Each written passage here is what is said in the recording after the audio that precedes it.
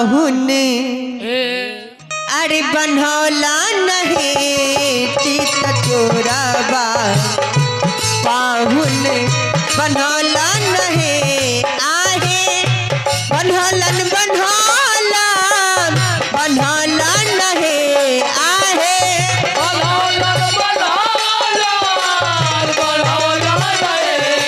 सबे सान गुमाना छोड़ला नहीं चित चोराबा पाहुन बनौला नहीं चित चोराबा चित चोराबा पाहुन कथी के ओठर में कथी के मुसराबा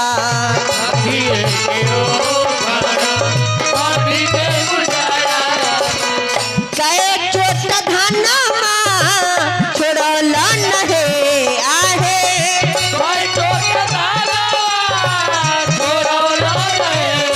चित चोराबा पहुना बनौला नहीं चित चोराबा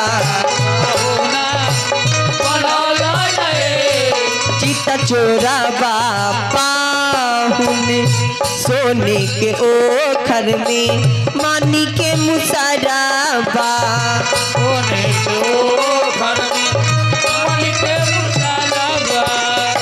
सोने के ओखर ओखर मानी के मुसराबा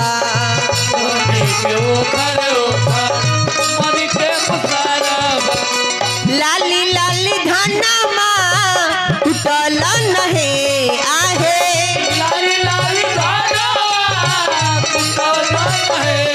चित चोराबा पाहुन बनौला नहीं चित चोराबा पाहुन बनौला नहीं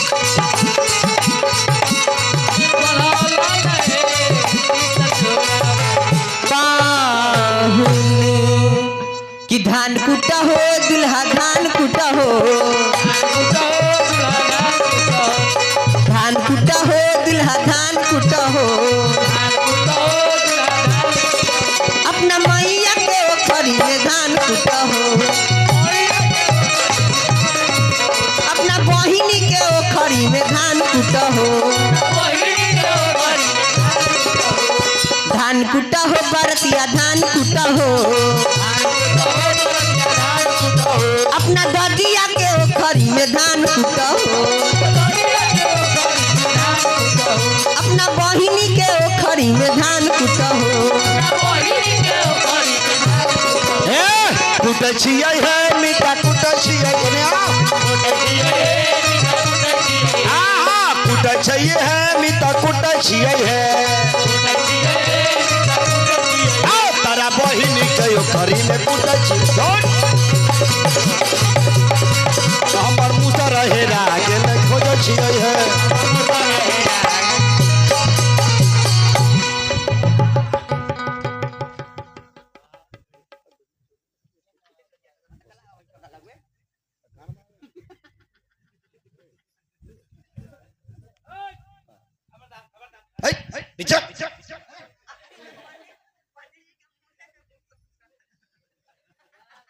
गर्दन में गमछे लगा के भावर घुमा जाला दीनानाथ जी के उठाइए कहाँ गए सुतल नु कहाँ दीनानाथ भाई को उठाओ दोनों प्राणी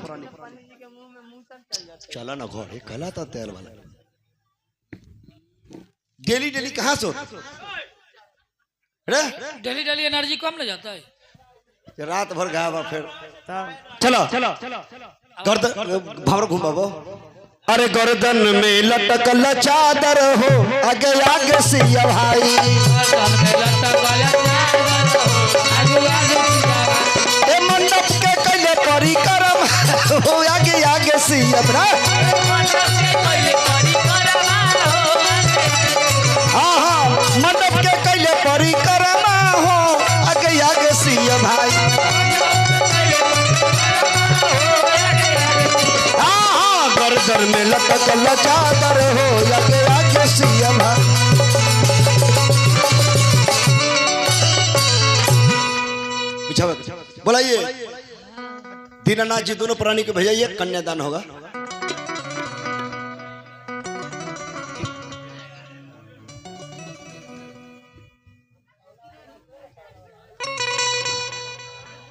कन्यादान महादान हो। फिर सूत गए थे। बोले बोले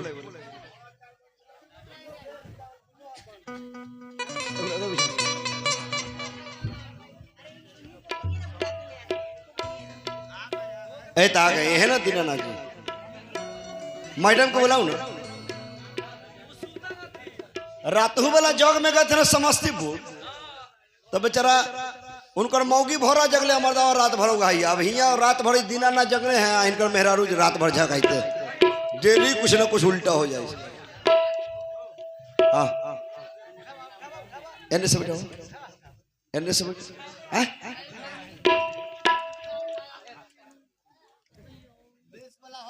ठीक है ठीक है, आइए जल्दी कल सलाम।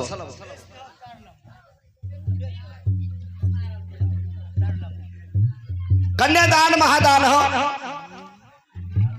100 अखंड अष्टजाम कीर्तन कर दीजिए। कीजिए। आइए को बेटी के दान कर दो।